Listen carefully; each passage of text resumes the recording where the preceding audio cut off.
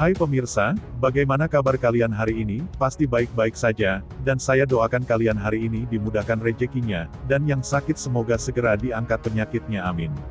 Isu terbaru kasus Subang, polemik 230 juta rupiah uang yayasan, Wahyu kepala sekolah menghilang, apakah terlibat?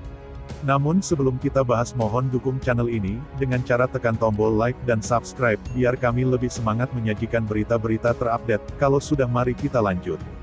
Seminggu lagi menjelang genap 5 bulan penyelidikan kasus pembunuh ibu dan anak di Subang, Jawa Barat berjalan, belum juga ada tanda-tanda pihak kepolisian akan segera mengumumkan siapa tersangkanya. Memang ada secercah harapan manakala Polda Jabar merilis sketsa terduga pelaku pembunuh ibu dan anak Subang di Mapolda Jabar Jalan Soekarno-Hatta Bandung, pada tanggal 29 Desember tahun 2021 lalu.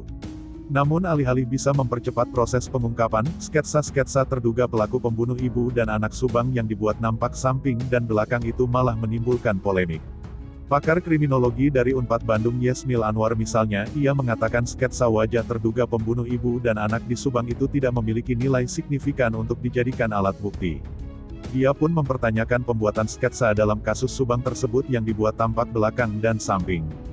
Biasanya kan pembuatan sketsa wajah dibuat dari depan, nah ini sketsa dari belakang. Dapat dari CCTV atau dari mana itu? Jadi bagi saya sketsa kasus Subang itu belum punya nilai signifikan untuk dijadikan penambahan alat bukti, ujarnya saat diminta tanggapannya oleh Des Jabar. Hal senada dikatakan pakar hukum pidana Dr. Heri Gunawan. Ia mengatakan, dengan dirilisnya sketsa wajah terduga pelaku kasus pembunuh ibu dan anak di Subang oleh kepolisian pada tanggal 29 Desember tahun 2021 lalu itu menunjukkan, jika polisi tidak mengenal atau tidak mengetahui pelakunya. Dengan dibuatnya sketsa itu yang lalu disebar oleh polisi ke masyarakat luas, tegas Heri Gunawan, hal itu semakin menguatkan dugaannya bahwa pelaku adalah orang yang tidak dikenal atau tidak diketahui dan bukan dari kalangan keluarga atau orang yang selama ini dicurigai seperti Yosef, Yoris dan Danu. Kalau memang tersangkanya itu, Yoris, Yosef, Danu dan saksi lainnya, nanaonan, buat apa, bikin sketsa kan lucu karena Yoris, Yosef, Danu itu kan saksi yang seringkali diperiksa berarti jelas orangnya, ujar Heri Gunawan kepada Des Jabar, Sabtu tanggal 8 Januari tahun 2021. Kasus pembunuh ibu dan anak di Subang memang terkesan rumit. Banyak dugaan motif yang melatar belakanginya sehingga polisi kesulitan mengungkap pelakunya. Ahli kriminolog menyatakan bahwa kasus kejahatan umumnya terjadi karena 3 motif utama yakni asmara, harta, dan sosial. Di kasus pembunuh ibu dan anak di Subang sepertinya motif-motif tersebut cukup sulit ditelusuri. Menaruh curiga terjadinya kasus pembunuh ibu dan anak di Subang itu karena perampokan, juga kecil kemungkinannya karena tidak ada barang dan uang milik korban yang hilang. Semula ada dugaan lain kasus Subang yang terjadi pada tanggal 18 Agustus tahun 2021 dini hari tersebut, terkait masalah domestik atau masalah keluarga karena polisi menyatakan kemungkinan ada keterlibatan orang dekat di dalamnya. Namun seiring dengan berjalannya waktu, dugaan masalah domestik meleset lalu motifnya berkembang makin meluas. Termasuk ada dugaan motif yang terkait dengan Yayasan Bina Prestasi Nasional, di mana kedua korban duduk sebagai pengurus.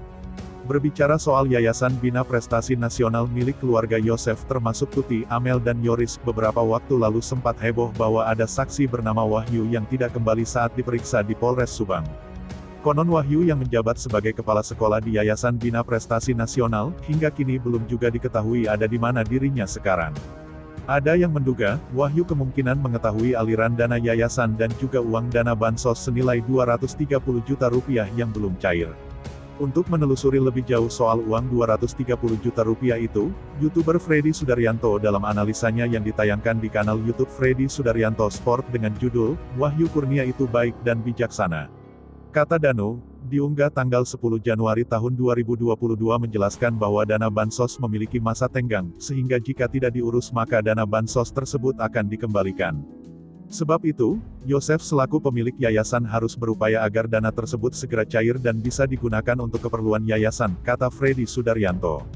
Mengenai masalah uang 230 juta rupiah, Freddy Sudaryanto mempertanyakan apakah Wahyu selaku kepala sekolah di yayasan mengetahui hal tersebut.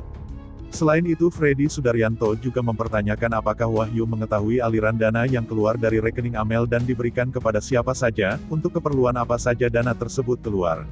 Masih terkait dana 230 juta, Freddy Sudaryanto mempertanyakan apakah hal tersebut yang menjadi alasan Wahyu menghilang dan sulit ditemui hingga saat ini.